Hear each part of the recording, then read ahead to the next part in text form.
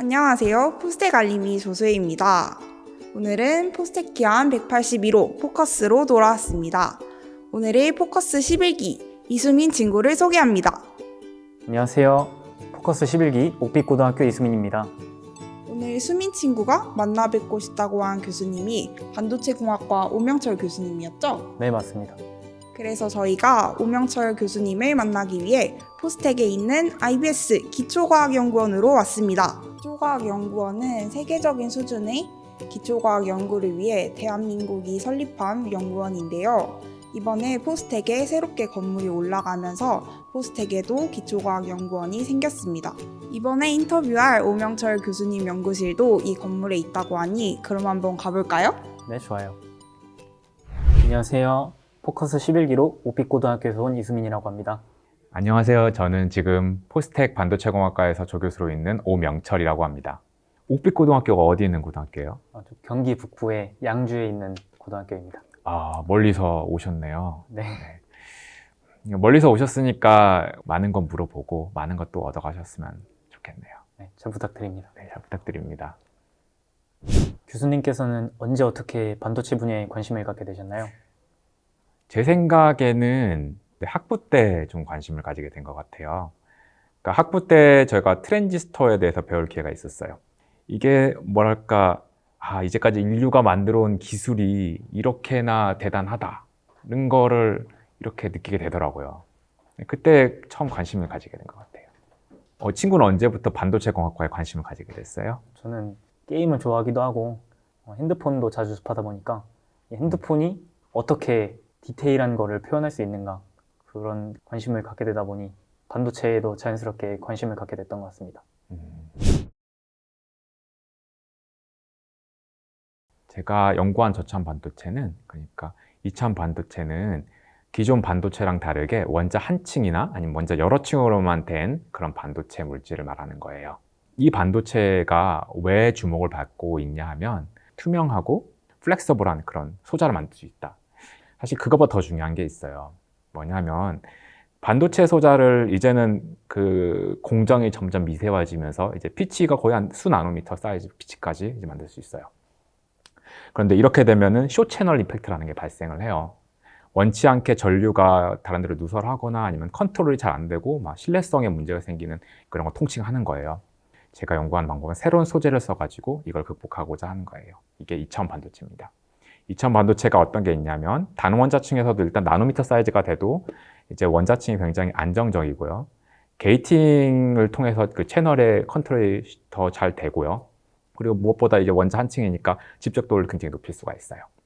그래서 이런 걸 통해 가지고 앞으로 이제 차세대 컴퓨터 소자에 쓸 때 집적도를 더 높일 수 있는 유망한 소재로 이제 저희가 연구를 하고 있는 거죠.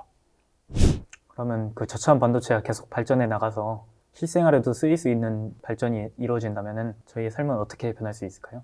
여러 가지 응용 가능성이 있는데요. 우선은 이 플렉서블하고 투명을 이용해서 저희가 어떤 피부 같은데 컴퓨터 같은 거를 만들 수 있고 이렇게 입는 형태로 옷같이 이제 옷 자체가 컴퓨터가 되는 거죠. 그런 컴퓨터를 만들 수도 있고요.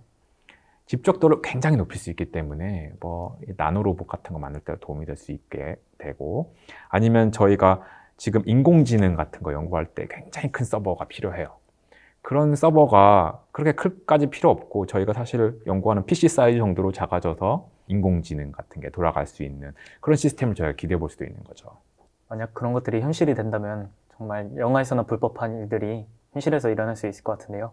그 다음 질문으로는 포스텍 반도체 공학과만의 차별화된 장점이랑 학석박 통합 연계 프로그램은 무엇인가요?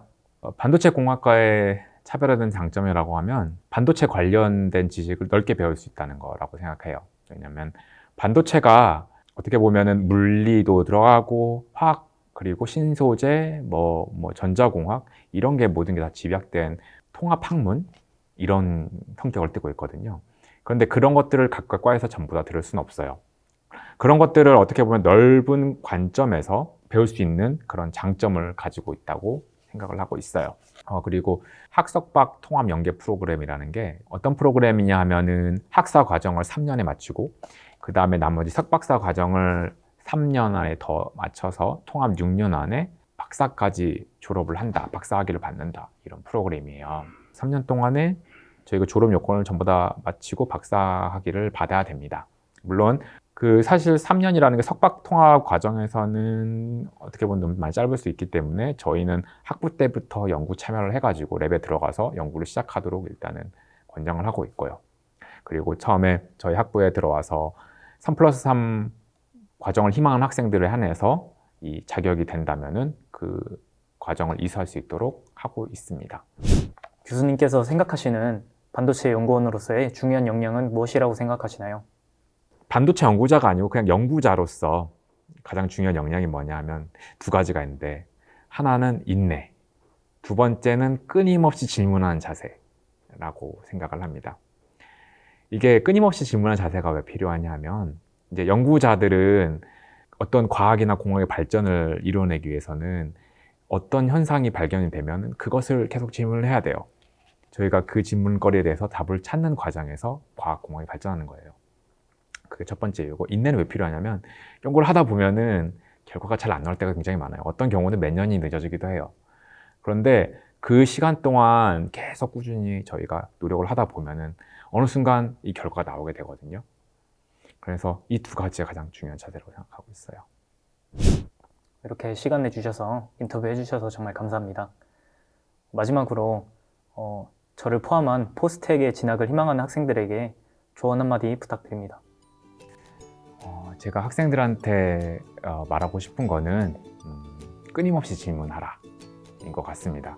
그게 학문이 됐든 일이 됐든 연구가 됐든 아니면 자기 인생이 됐든 항상 질문을 던지고 그 질문에 대한 답을 스스로 찾아내는 과정을 계속 반복하라고 이제 해주고 싶어요.